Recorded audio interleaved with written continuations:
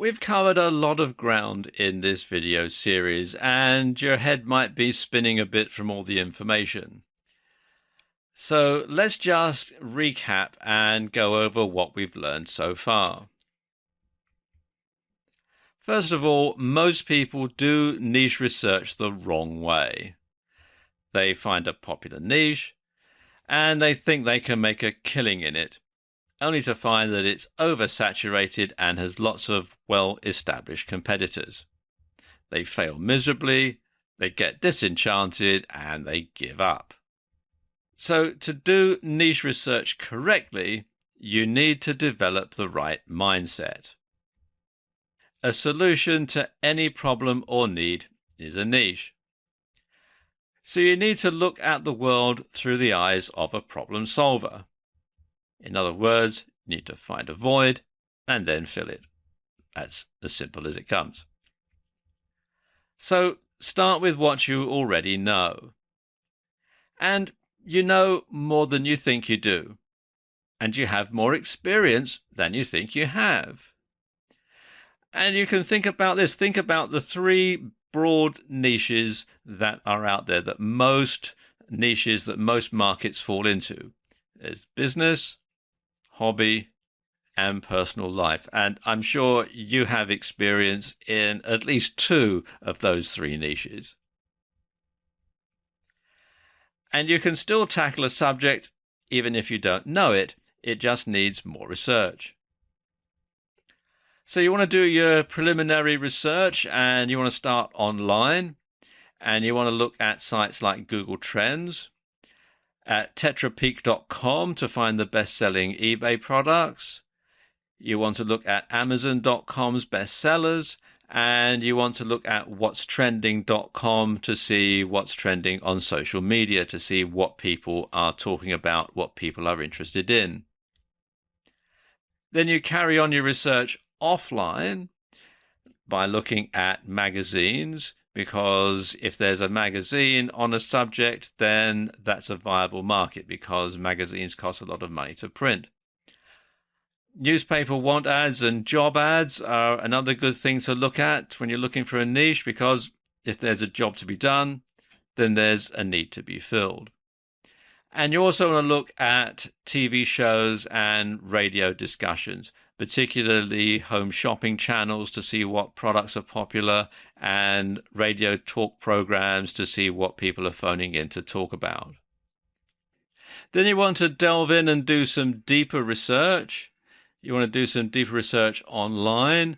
First of all, you want to look at forum discussions. You want to see what sort of things people are talking about. You want to see the questions that they're asking. You want to see the answers that they're being given, because this is going to give you a lot of information as to people's concerns in this particular niche. So go to Google, type in the name of your potential niche, followed by forum, and see what the results are.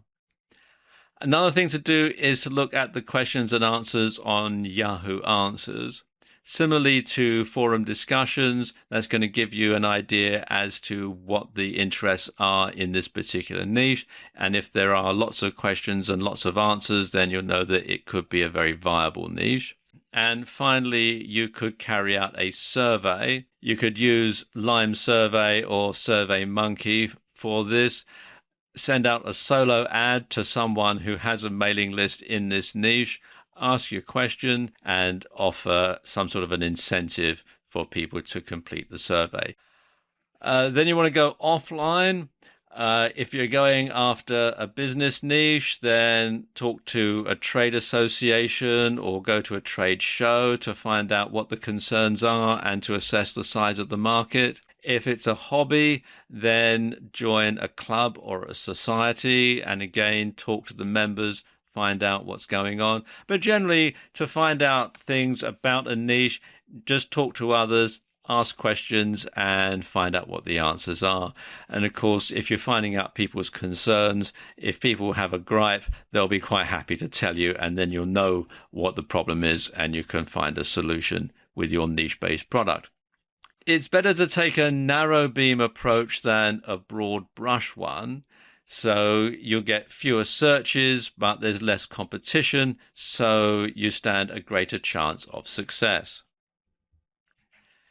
And you want to niche down 3 times. So, for example, in the weight training niche, you could say weight training for women, and beginner weight training for women. Beginner weight training for women is going to get fewer searches than just weight training, but there's a lot less competition. So if you're just starting out, you stand a much better chance of dominating this niche than you would do the general weight training niche. And there are tons of online tools to assist you in niche research. For affiliate products, you want to check out ClickBank, JVZoo, and Warrior Plus. They're the 3 main affiliate sites that are going to get you good results because they are good products by people who know what they're doing. And you can also find out how viable a niche is by checking out the number of different products that there are already being sold to it. And you can create your own niche products quickly and easily. You can repurpose PLR content. You can use public domain materials, or you can interview an expert, and you can do that either over the phone or in person. And finally, research is one thing and actually doing is another.